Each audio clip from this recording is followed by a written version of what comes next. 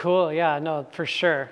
100%. I mean, yeah, we had amazing relationships with all kinds of bands, and Pennywise, and obviously the Line, and we had our label for a while, and we had the Warped Tour. I mean, that was huge for us. We started the Volcom stage, and it was just like nothing. We literally went on the road with our like Winnebago and a 20 by 20 trailer, and just like set up at every single Warped Tour. I think Ryan went to basically the entire summer, like, I don't even know, it was like 50 stops across the United States. It's just like incredible.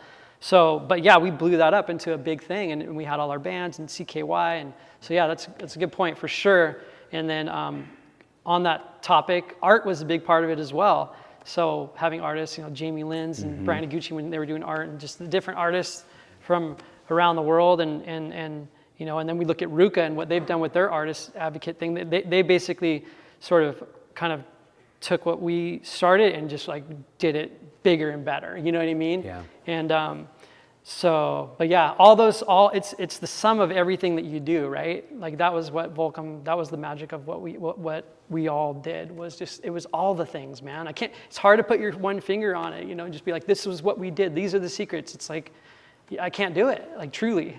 Yeah, and you know, look, to add on to that, I think looking at it from my perspective is that it went from like your standard product placement on a band that most brands were doing to building this relationship with bands that were delivering the soundtrack of this culture.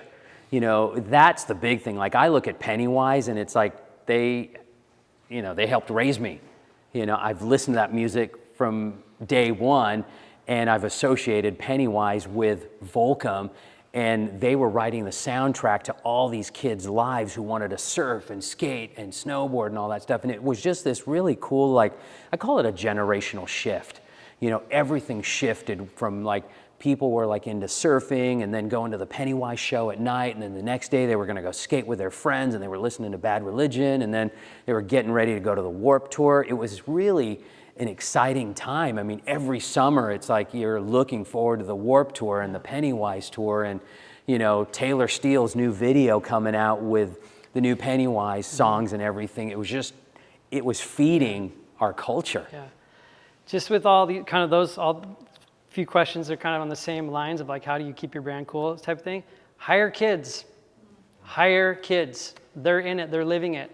Because that's what we were. We were just kids living what we were doing. It was nothing more than that, truly. We would surf, we would skate, we would snowboard, we'd go to shows, we'd do stage dives, like whatever, we'd drink beer, all of it, you know, party, the whole thing. We were living it. Hire kids. Yeah, good point. I like that.